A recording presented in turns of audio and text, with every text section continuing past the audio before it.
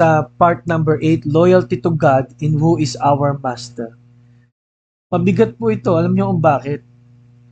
Alam niyo, pagka ikaw ay leader, critical sa iyo kung sino ang tapat na kasama mo. At pagka meron palang hindi pagtatapat, ikay napatay pa dahil sa kanya, nakakalungkot yon. Pero alam nyo, ibalik natin sa ginawa natin kay Kristo Jesus. Ano po? Namatay siya sa krus kahit na ang nagsabi yung mga nagpapako sa kanya ay palayain si Barabas, ipako si Jesus. Si Judas at ang mga disipulo ay nagtago, si Judas nga ay nagpaamatay pa.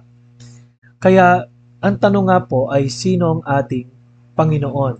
Sa verse number 24, ang ganda po niyang verse 24 na yan, no?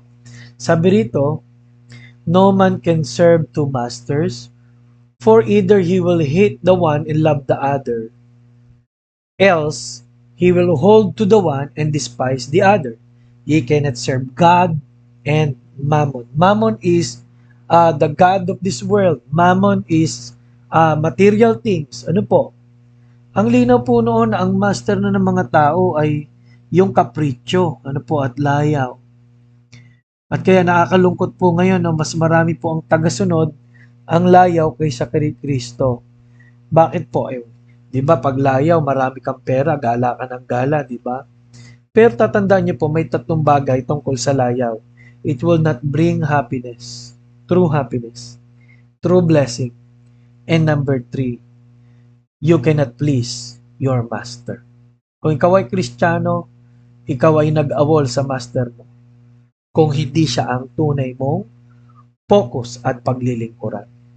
Kaya alam nyo, isip-isipin lang po natin gaano kalaki po ang ating ginagawang paglilingkod kumpara sa ating mga personal na mga trabaho at ginagawa. Paminsan masyadong tayong kontento pero di natin nakita na no, yung ginamit na word doon ay serve. Ginamit na doon na word ay serve. No? Serve.